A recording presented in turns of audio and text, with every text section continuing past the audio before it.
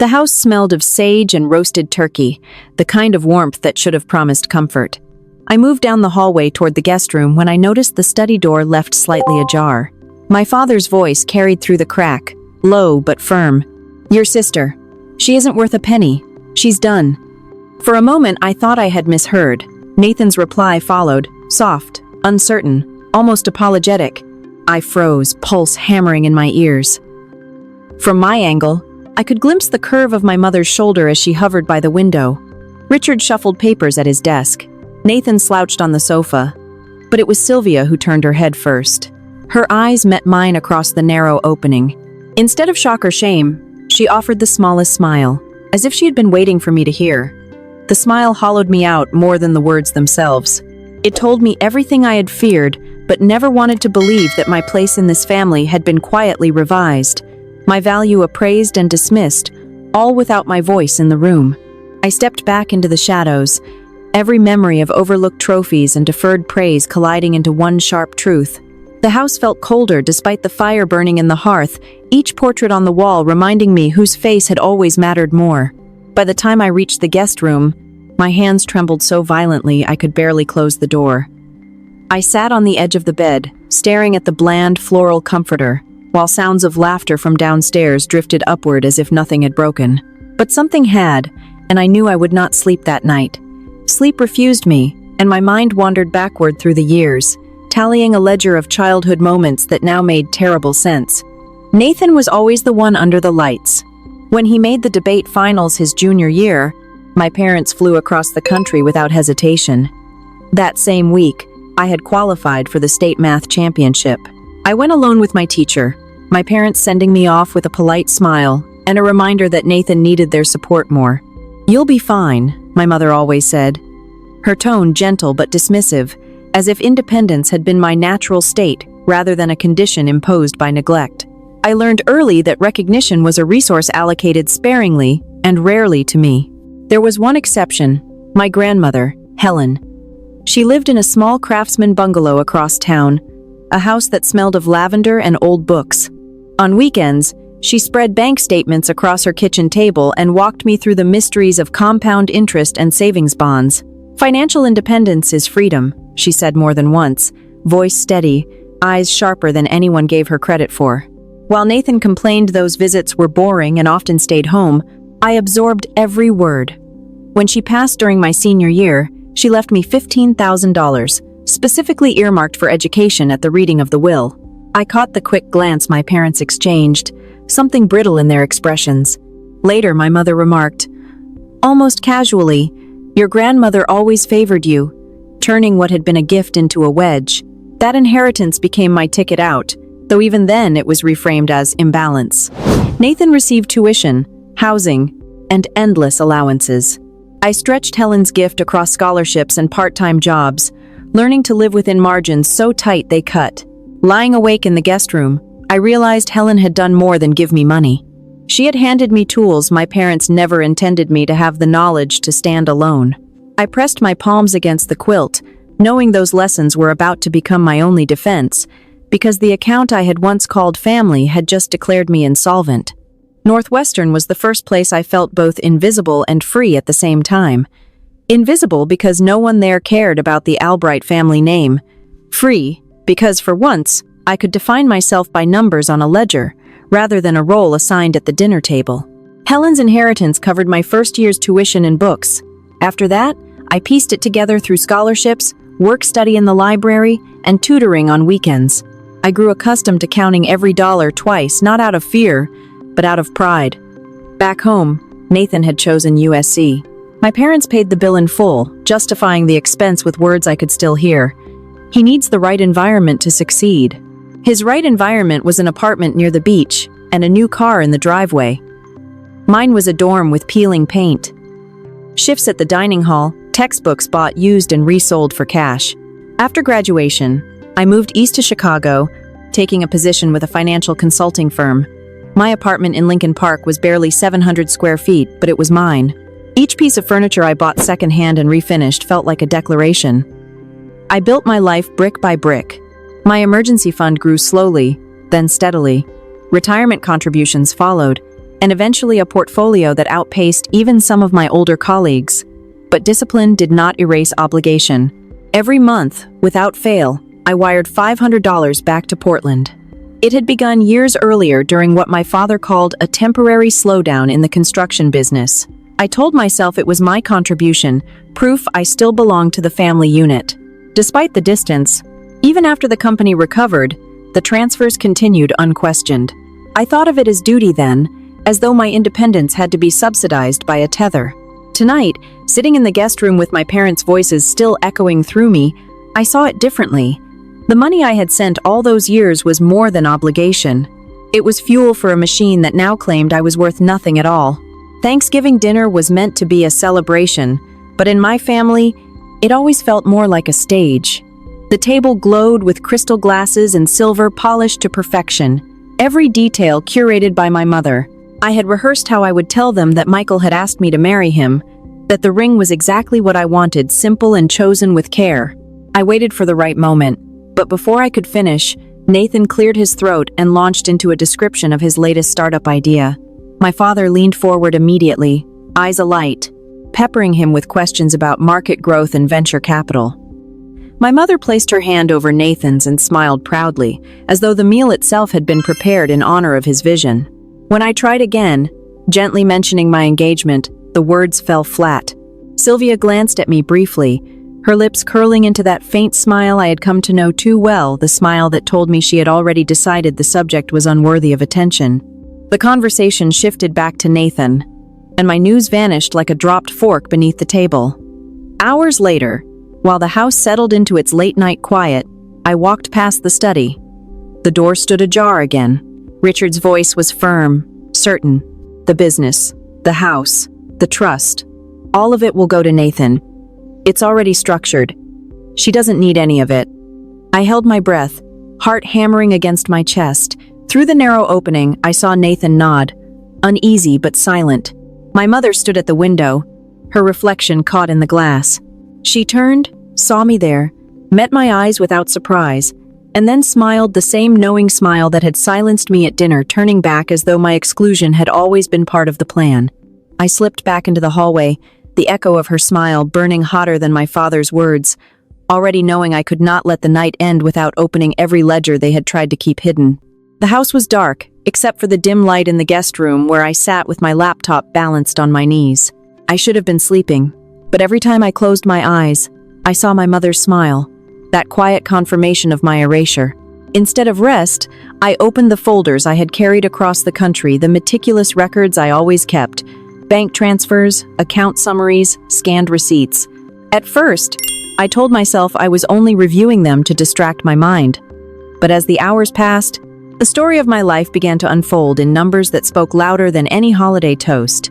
Line after line showed the monthly transfers, $500 without fail, stretching back nearly 7 years, $42,000, wired faithfully to a family account I now knew had nothing to do with temporary slowdowns. I scrolled further and froze when I saw another entry, $8,000 pulled directly from the inheritance Helen had left me. The account had been drained 3 years earlier, disguised as a family investment. I traced it to Nathan's app launch, the one that fizzled before the ink was dry on his glossy business cards. No one had asked me. No one had repaid me. Then came the greater violation. I found loan documents linked to my father's construction company, the guarantor section bearing my name, my credit history, my stability leveraged without my knowledge.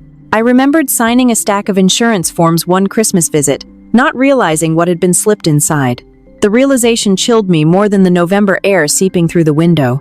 I began typing page after page. I cataloged not just the money, but the moments the championship I attended alone, the scholarships I fought for, the dinners where Nathan's sketches or ideas eclipsed every accomplishment of mine. 7 pages in total. A record of a lifetime's imbalance. It wasn't for them, it was for me. Proof that I hadn't imagined it. Evidence that could withstand the denials I knew were coming. By the time the first light pressed against the blinds, my hands ached from typing, but my mind was clear. I had tallied the ledger, and the balance was final.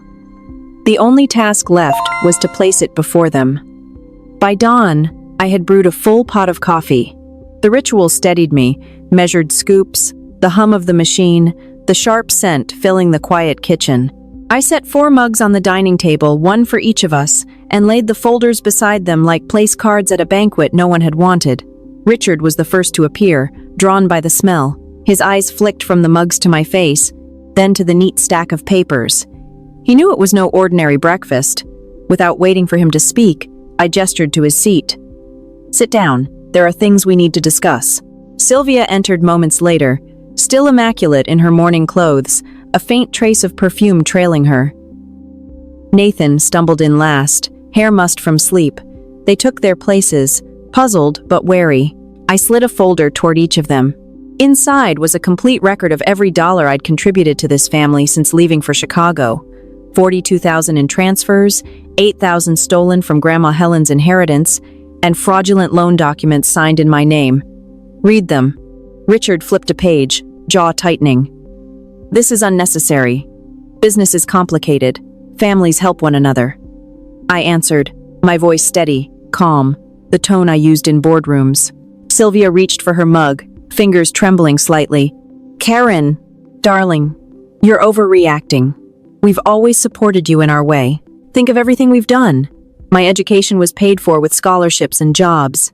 My opportunities. I carved myself. What you've done is siphon my resources while telling me I didn't matter." Nathan sat silent, staring at the papers, lips parted, no words coming. I let the weight of the evidence press into the silence. Finally, I pushed my chair back and stood. "I'm done. No more transfers. No more guarantees. I will not underwrite this family while being erased from it." The room seemed to contract, the polished table suddenly too small to contain us. Richard's eyes narrowed, Sylvia's face paled.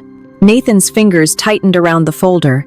I left the words there, final, already preparing for what would come next.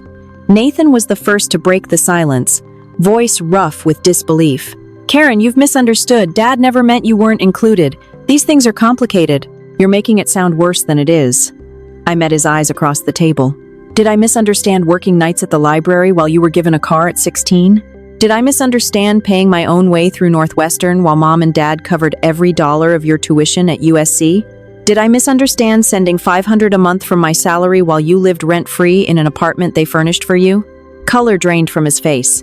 Mouth opened, then closed again. No words arriving quickly enough to blunt the truth. I leaned forward. "The app launch you bragged about, the one that failed within months. Do you know where part of the funding came from?" His brows knit, uncertainty flickering. "Dad said 8,000. I cut in. "From Grandma Helen's inheritance. Money left to me for education. It went into your project without my knowledge, and without a single word of repayment." The paper in his hands trembled as he scanned the lines of my documentation. For the first time, he looked less like the favored son, and more like someone who had been kept in a carefully curated illusion. He turned to our parents, voice rising. "Is this true? You took her money to cover my business? You've been using her transfers all these years?" Sylvia started to answer, smoothing her tone into reason. But Richard's sharp glance silenced her. The look only confirmed what Nathan already suspected. His shoulders sagged, confusion giving way to something closer to shame. For the first time, I saw the strings that had kept him elevated, and I watched him realize they had been pulled by the same hands that had tied me down.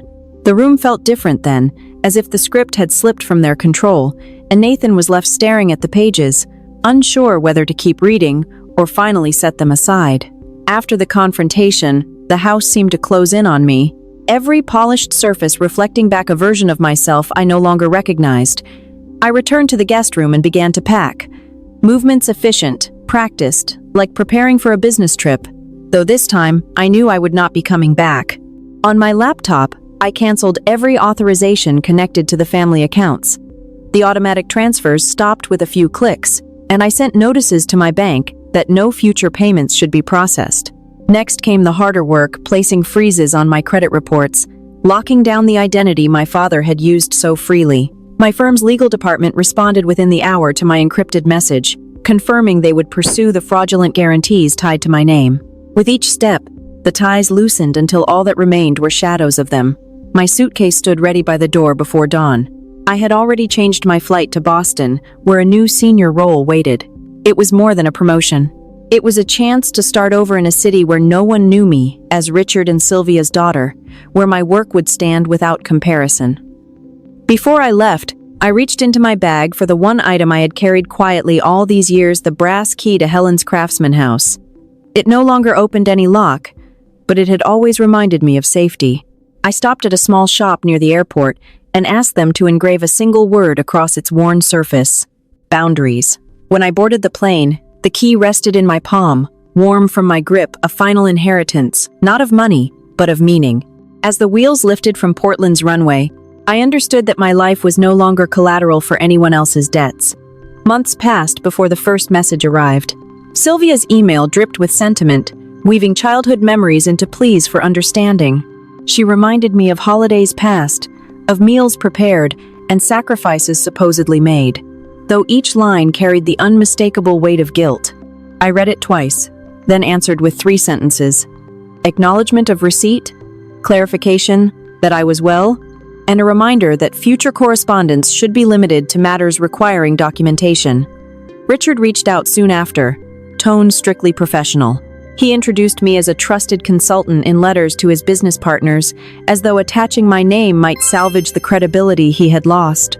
I redirected each inquiry to my firm's general line, ensuring he received nothing more than the same automated courtesy extended to any other client. The distance was firm, and I held it. Nathan's call came later. Hesitant at first, he didn't dress his words in excuses. Instead, he admitted what I had long suspected, that he had leaned on their support without asking where it came from, that he had accepted the advantages as natural. "I thought I needed them," he said quietly, "but I think I just didn't know how to stand without the scaffolding." His voice carried no demand, only recognition. For the first time, I believed he might learn to carry his own weight. In Boston, I built something Helen would have recognized. I established a scholarship in her name, dedicated to teaching young women in Oregon the very lessons she once laid across her kitchen table.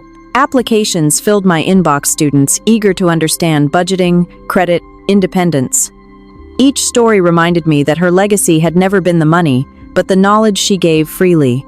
The past still pressed against me at times, but it no longer dictated my balance sheet. I was investing in futures that saw worth where mine once had been denied, and preparing for the day I would finally hang Helen's key on my own wall. My apartment in Boston overlooked the Charles River, the water shifting gold under the late afternoon sun. On the wall above my desk hung a simple frame, and inside it, the brass key Helen once pressed into my palm. The engraving glinted faintly in the light. Boundaries. It had become more than a relic. It was a compass, a reminder that the locks I chose mattered more than the doors closed to me. When Michael and I married, the ceremony was small, held in a hall lined with windows that opened onto the harbor. Friends stood with us, colleagues who knew me not as someone's daughter, but as someone whose work mattered. Nathan came alone, suit ill-fitting, expression subdued. He offered a quiet congratulations and no defense of the people who stayed away. That silence was its own kind of reckoning.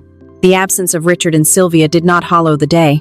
Instead, it confirmed what I had come to understand. Family is not defined by bloodlines or shared tables, but by those who invest in your worth without demanding repayment. My grandmother had known that truth long before I did. She planted it in me, and I carried it here, to this city, to this life I built without their scaffolding. In the evenings, I sometimes sit beneath the frame and let my eyes rest on the key. It no longer opens Helen's craftsman house, but it unlocks something far greater. It speaks of freedom earned, dignity reclaimed, love chosen rather than owed. And as I look out over the river, I know that the future waiting beyond my door is one I will open on my own terms.